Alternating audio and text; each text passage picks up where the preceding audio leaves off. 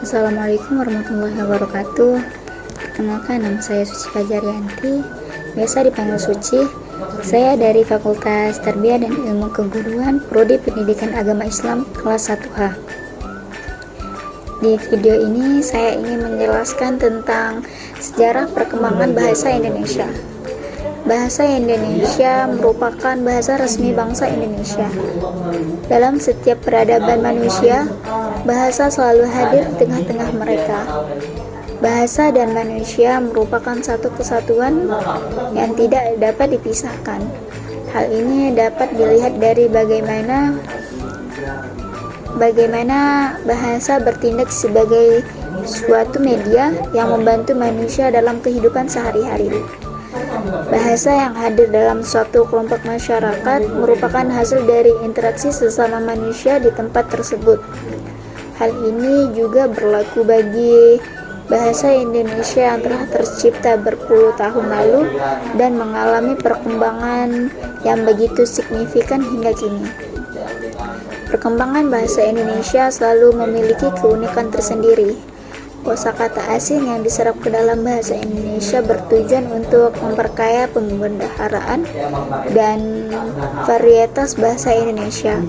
Walaupun mengalami beberapa tahapan perkembangan dan penyerapan, kemurnian bahasa Indonesia tetaplah sama dulu hingga kini.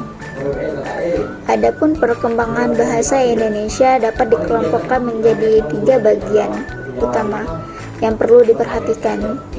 Ketiga bagian tersebut adalah bahasa Indonesia sebagai bahasa pemersatu, bahasa Indonesia sebagai bahasa resmi bangsa, dan bahasa Indonesia sebagai bahasa internasional.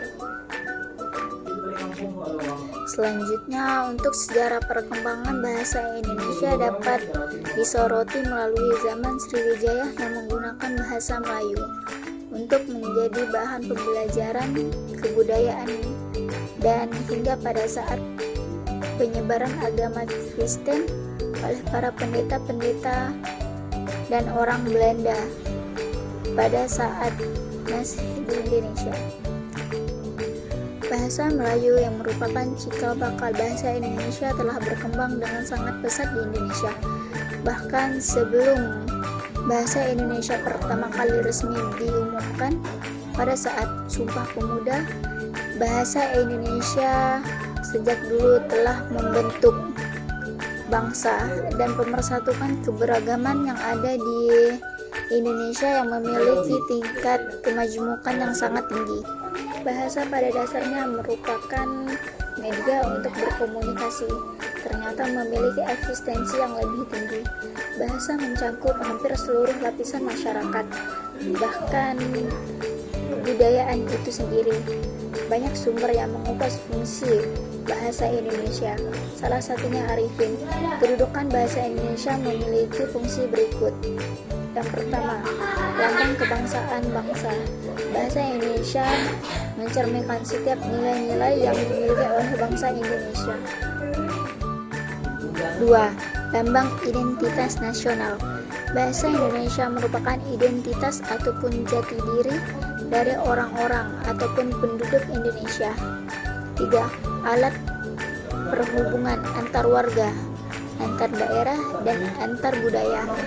Bahasa Indonesia menghindarkan segala aktivitas yang dapat menimbulkan kesalahpahaman di tengah masyarakat yang majemuk. 4. Alat pemersatu suku, budaya, dan bahasanya. Bahasa Indonesia mempersatukan setiap suku-suku di Indonesia yang memiliki bahasa dan kebudayaan yang berbeda. Dengan total 700 bahasa daerah, bahasa Indonesia pun menyatukan. Dengan demikian, peranan bahasa Indonesia adalah krusial dalam menjunjung bangsa dan negara serta setiap daripada rakyat Indonesia.